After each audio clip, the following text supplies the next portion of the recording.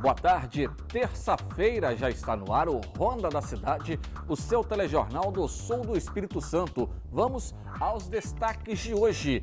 Violência, jovem é morto a facadas em Cachoeiro. Crescimento do número de casos leva o Espírito Santo para a quinta onda de expansão da Covid. Idoso morre em acidente entre carros em Cachoeiro. Jovem perde a vida com um tiro na cabeça na brincadeira da roleta russa. Essas e outras notícias agora no Ronda da Cidade.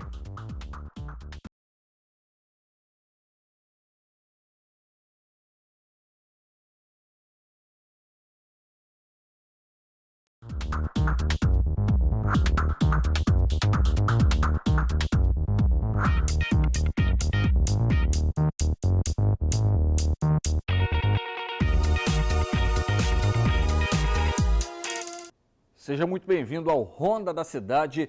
A gente abre essa edição falando de violência. Um jovem foi morto a facadas na noite de ontem aqui em Cachoeiro. O autor do crime foi preso pela Guarda Civil Municipal. O Samuel de Fraga vai detalhar agora essa ocorrência para a gente.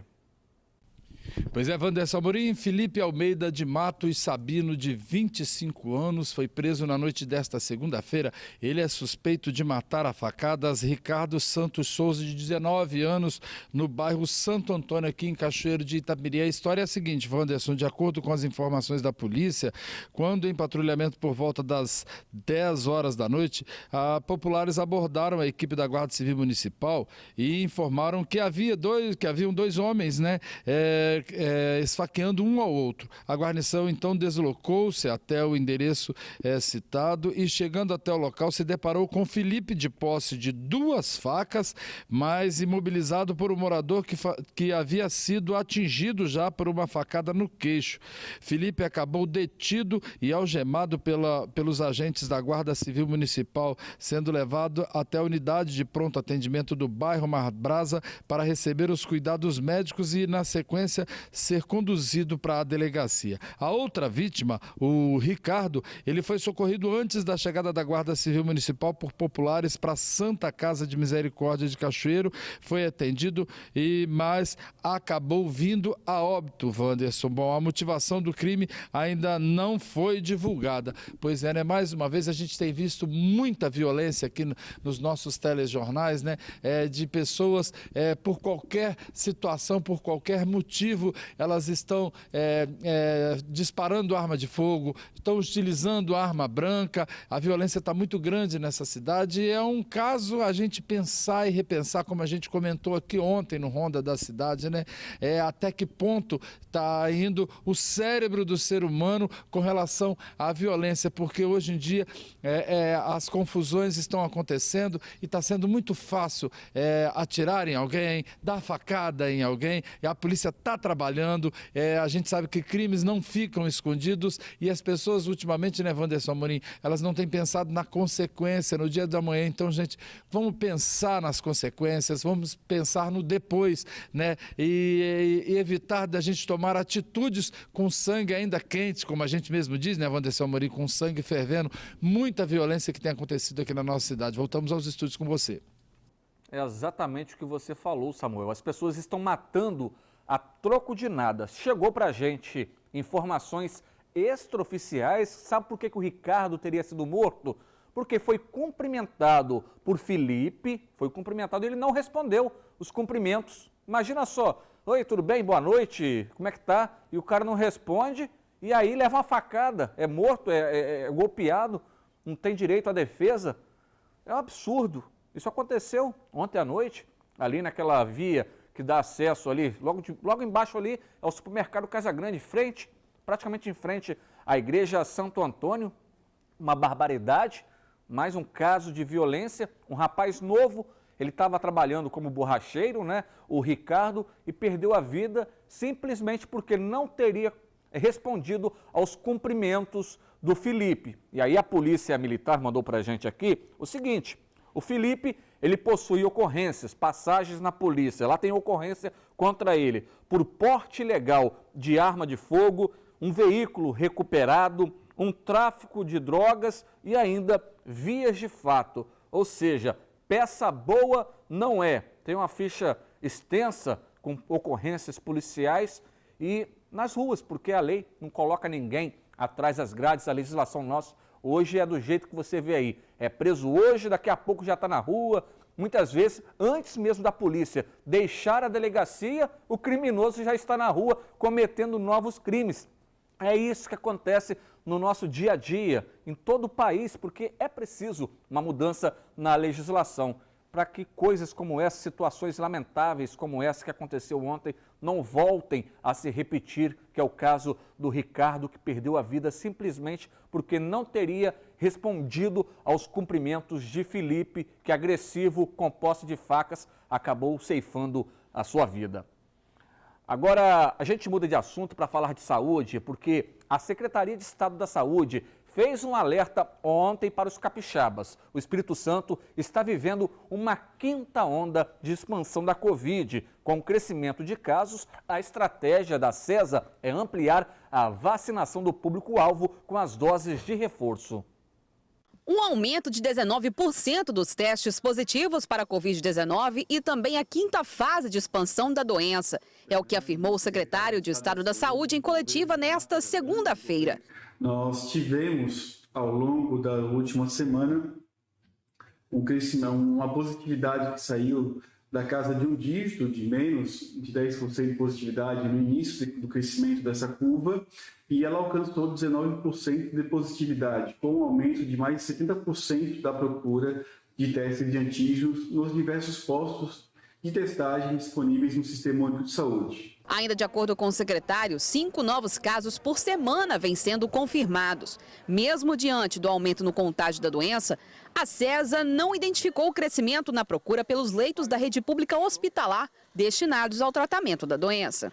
Não identificamos até o presente momento impacto significativo nas internações de leitos e nas solicitações de leitos de UTIs e enfermarias Covid por semana dentro da rede pública. De acordo com o secretário de Estado da Saúde, aqui no Espírito Santo, mais de 1,5 milhão de capixabas estão com a segunda ou terceira dose em atraso.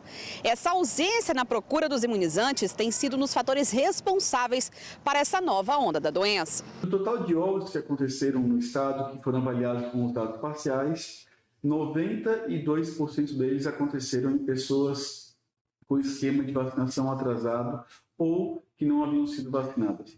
Já os casos de óbito entre o público de 19 a 59 anos chegaram a 29%. O número ainda é alto, por isso esse público deve se preocupar em completar o ciclo vacinal. É o que afirma o subsecretário de Saúde. É alta essa taxa de óbito em pessoas com menos de 60, é uma taxa bastante significativa.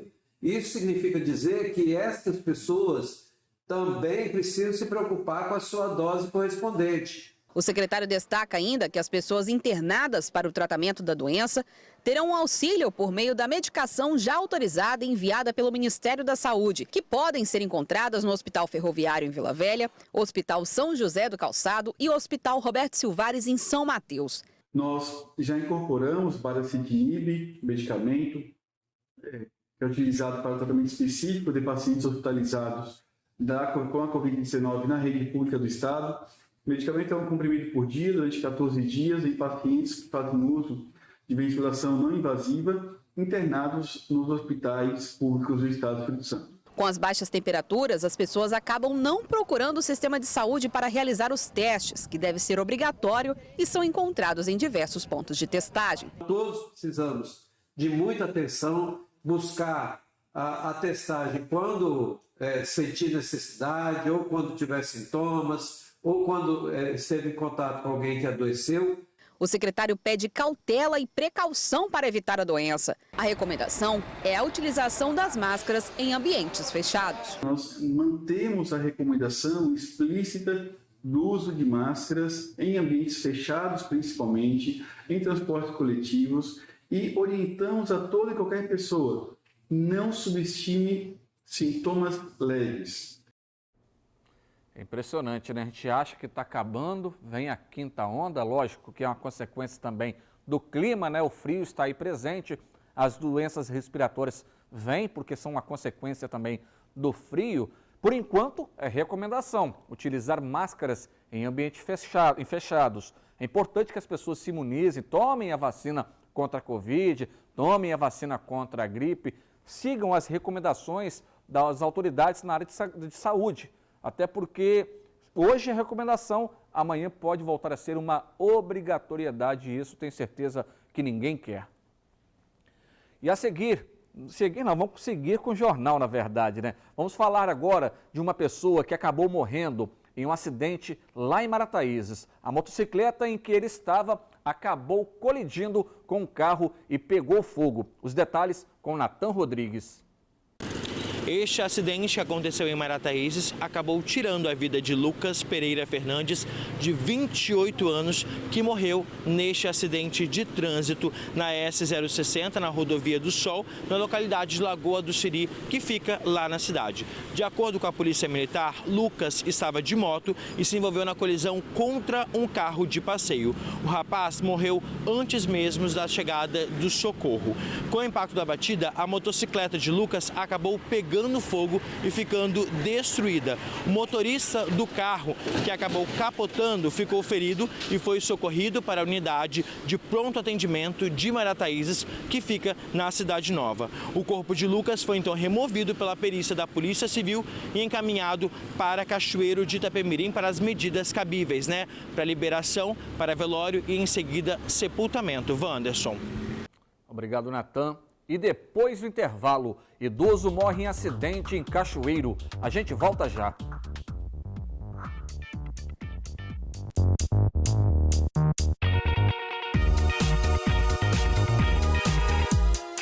De volta com o Ronda da Cidade. Participe do seu telejornal do Sul do Estado pelo WhatsApp que está aqui no seu vídeo. 28 99946 1607. Sabe aquela bronca, aquele problema que você tem no seu bairro? Um flagrante que você fez pelas ruas de sua cidade? Manda para cá, manda para o Ronda da Cidade, que vai ao ar sempre de segunda a sexta, sempre ao meio-dia e também às 7 da noite.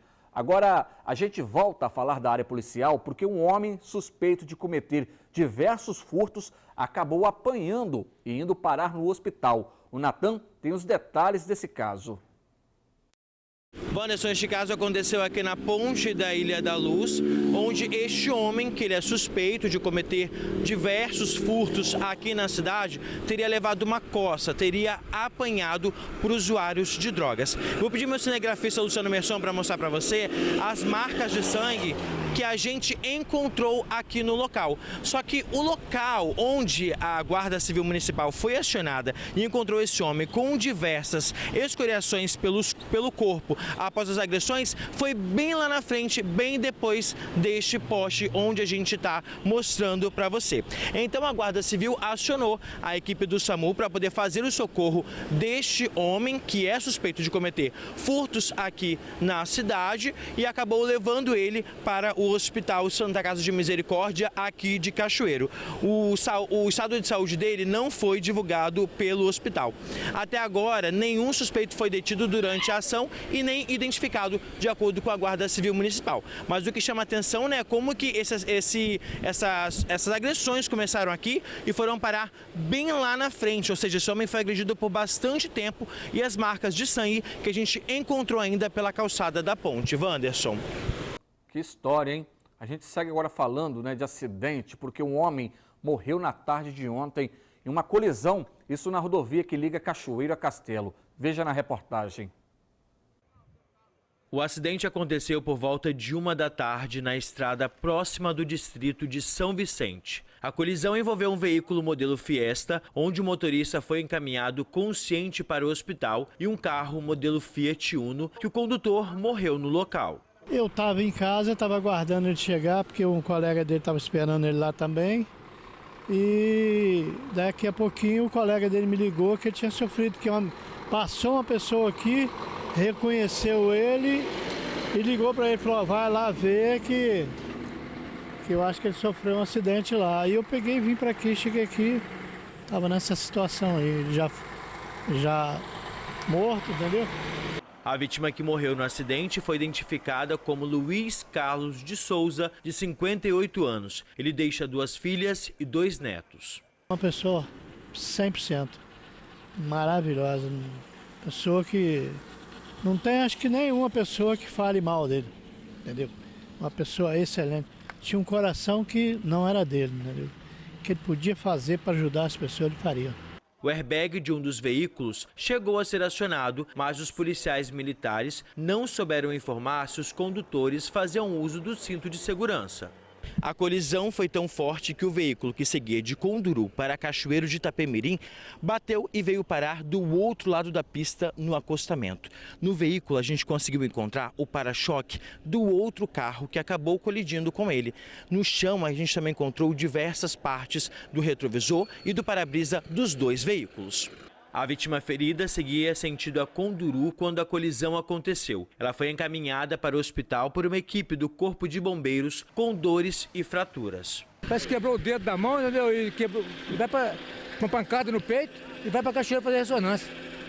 Mas saiu bem, saiu consciente? Estou consciente. Estava conversando até há pouco, mas não lembro de nada não, entendeu? Mas se Deus quiser vai ficar tudo bem. Por conta da colisão, uma grande fila de carros se formou nos dois sentidos. Apenas 2 horas depois do acidente, o trânsito foi liberado, mas por apenas uma das vias, porque o carro ainda estava no meio da pista aguardando a retirada pelo guincho. O Fiat estava com a documentação atrasada e, por isso, teve que ser removido pelo guincho do estado. O corpo de Luiz foi recolhido pela perícia técnica da Polícia Civil e encaminhado para o Serviço Médico Legal de Cachoeiro. Essa curva ali de acesso, né, a São Vicente, é uma curva fechada, é preciso redobrar a atenção, mas chama a atenção, né, o impacto da colisão. A gente não sabe se esse motorista passou mal ao volante, mas infelizmente é um caso de óbito, uma colisão, mais um, né, acidente com vítima fatal registrado aqui em Cachoeiro de Itapemirim.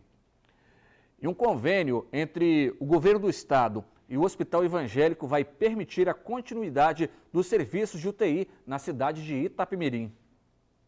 Com instalações e equipamentos de ponta, a unidade é referência nos atendimentos em toda a região do litoral sul capixaba.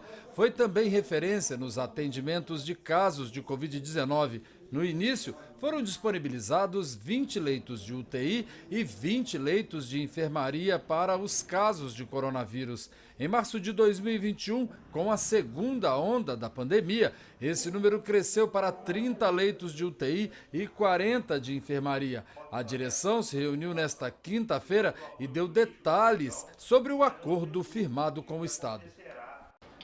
Queremos agradecer ao governador Renato Casagrande, que através da CESA, coordenada pelo secretário Neves e sua equipe, tivemos essa semana uma excelente reunião, onde após análise e diálogo, nós conseguimos, junto à CESA, né, a continuidade do funcionamento da UTI do Hospital Evangélico Litoral Sul. O Hospital Evangélico é um hospital filantrópico, um hospital que não tem compromisso com lucro, mas é um hospital que precisa se sustentar. Nós temos caminhado deficitários, ou seja, fechando no vermelho, no negativo, ao longo dos últimos anos. Ainda estamos deficitários, mas pelo compromisso com a vida, nós manteremos o CTI aberto pela importância e qualidade e tenho certeza de que em breve teremos um hospital completo funcionando, se Deus quiser, com portas abertas para toda a população. E você vai ver a seguir: jovem brinca de roleta russa e morre com tiro na cabeça. É já já.